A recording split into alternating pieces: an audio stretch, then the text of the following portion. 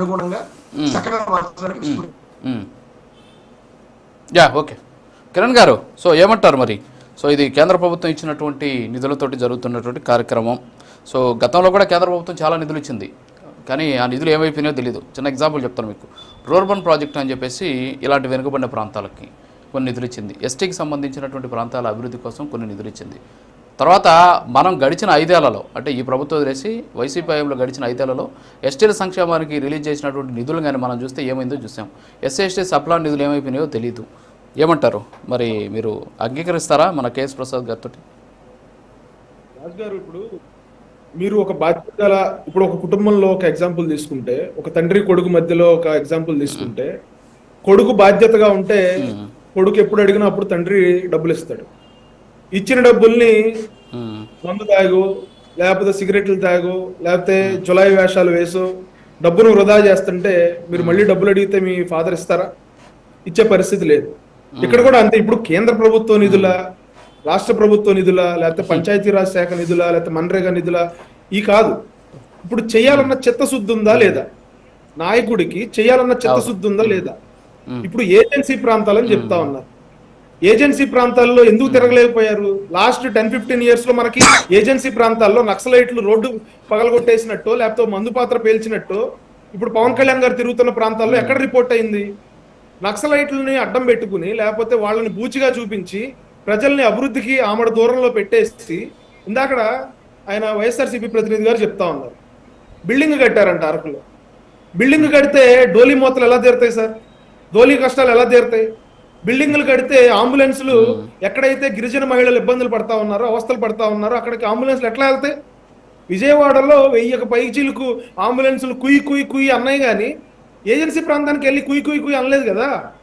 మొన్నటి వరకు కూడా అక్కడ డోలీల్లోనే మహిళల్ని తీసుకెళ్లిన పరిస్థితి. ఏమన్నా అంటే మెడికల్ కాలేజీలని, వాలంటీర్ వ్యవస్థని ఈ ఒకదంపుడు ఉపన్యాసాలు చెప్తారు తప్ప 15 సంవత్సరాలుగా మీ ఎమ్మెల్యేలే ఉన్నారు. ఎమ్మెల్యేలకు వచ్చే గ్రాంట్లో ఒక రోడ్డైనా వేయొచ్చు కదా కనీసం. ఇప్పుడు పవన్ కళ్యాణ్ గారు ఏదో ఎవరో ఇచ్చిన స్క్రిప్ట్ చదువుతా ఉన్నారంటే అని అంటా ఉన్నారు వైఎస్ఆర్సీపీ ప్రతినిధి. అక్కడ పవన్ కళ్యాణ్ గారు చెప్పింది ఉపన్యాసం కాదండి, నెంబర్స్. ఆయనకి ఎవరిస్తారు? అది అధికారులు ఇస్తారు. అధికారికంగా మీరు ఇచ్చిన 750 పైచీలకు కోట్లతో రోడ్లు వేశారని ఏదైతే చెప్తా ఉన్నారో, నిజంగా ఆ రోడ్లు కనుక అక్కడ వేసుంటే జగన్మోహన్ రెడ్డి గారు వెళ్ళి చూపించవచ్చు కదా. జగన్మోహన్ రెడ్డి గారు వెళ్ళి ఏజెన్సీ ప్రాంతాల్లో ఇదిగో మేము వేసిన 750 కోట్ల రూపాయలతో ఖర్చు పెట్టేసిన రోడ్లు ఇవని చెప్పి చూపించండి. మీరు చూపించలేరు. మీరు 750 కోట్ల రూపాయలు అని చెప్పి ఊరికే మాటలు చెప్తారు. 1000 పైసా అంబులెన్సులు మేము రోడ్డు మీద కుయ్యి కుయ్యి అని తిప్పామంటే ఎక్కడ తిరిగినాయి?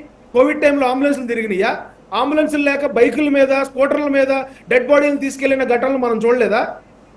అంబులెన్స్ ఎక్కడికక్కడ సెకండ్ హ్యాండ్ అంబులెన్సులు కొని, డబ్బా అంబులెన్సులు అట్లా ఎక్కడికక్కడ రోడ్ల మీద ఆగిపోతే టైర్లు పంచర్ అయ్యి, ఇంజిన్ బ్రేక్ డౌన్లు అయ్యి ఆ అంబులెన్స్లో ఉన్న వాళ్ళు ఎంత ఇబ్బందులు పడ్డారో మనం చూడలేదా?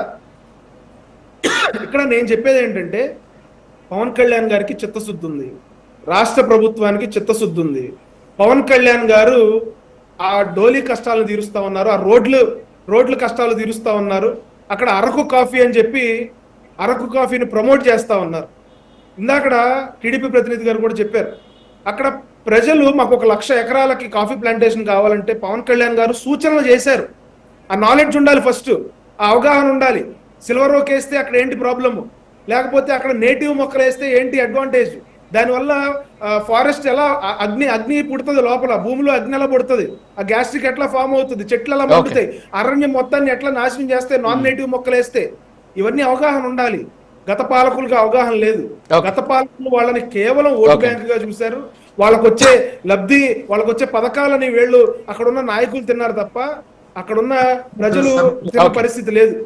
ఈ రోజున పవన్ కళ్యాణ్ గారు ఇంత ప్రతిష్టాత్మకంగా 1000 పైచీలకు కోట్ల రూపాయలు రాష్ట్రం, కేంద్ర ప్రభుత్వ నిధులు అక్కడ తీసుకెళ్తున్నారంటే, కేంద్ర ప్రభుత్వం అన్ని నిధులు ఇస్తా ఉందంటే అది పవన్ కళ్యాణ్ గారి మీద ఉన్న నమ్మకం, కూటమి ప్రభుత్వం మీద ఉన్న నమ్మకం. వీళ్ళు 1 రూపాయి కూడా మిస్యూజ్ చేయరు, వీళ్ళు ప్రతి రూపాయి ప్రజలకు ఖర్చు పెడతారనే నమ్మకం. ఓట్లు వేస్తారా వేరా అనేది పక్కన విషయం. ఫస్ట్ రోడ్లు వేస్తే, అక్కడ బ్రిడ్జిలు కడితే తద్వారా టూరిజం డెవలప్ అవుతుంది, అక్కడ వాళ్ళకి ఉపాధి కలుగుద్ది, వాళ్ళందరూ కూడా ఎంపవర్ అవుతారు, వాళ్ళ జీవన స్థితిగతులు మారుతాయన్న ఒక ఆలోచన విధానం. మీరు నక్సలైట్లు ఉన్నారు కాబట్టి అక్కడ రోడ్లు వేయలేదు, లేకపోతే నక్సలైట్లు తిరిగారు కాబట్టి అక్కడ ఒకళ్ళిద్దరిని కిడారి సర్వేశ్వరరావు గారు లాంటి వాళ్ళని చంపేశారు కాబట్టి ఇంకెవరో నక్సలైట్లు ప్రభావిత ప్రాంతాల్లోకి వెళ్ళలేదు. ఈ మాటలు కాదు మీరు చెప్పాల్సింది. 1000 పైచీలకు కోట్ల రూపాయలతో అక్కడ రోడ్ల నిర్మాణాలు చేపడతా ఉంటే వీళ్ళు ఫేక్ ప్రోపగాండా ప్రమోట్ చేస్తారు. రాజు గారు ఫేక్ ప్రోపగాండా. పవన్ కళ్యాణ్ గారి కాన్వాయ్ వెళ్ళటం. ఓకే వస్తా మీ దగ్గరకు వస్తాను కిరణ్ గారు. వస్తాను మీ దగ్గరికి. చిన్నపరెడ్డి గారు ఏమంటారు మరి? సార్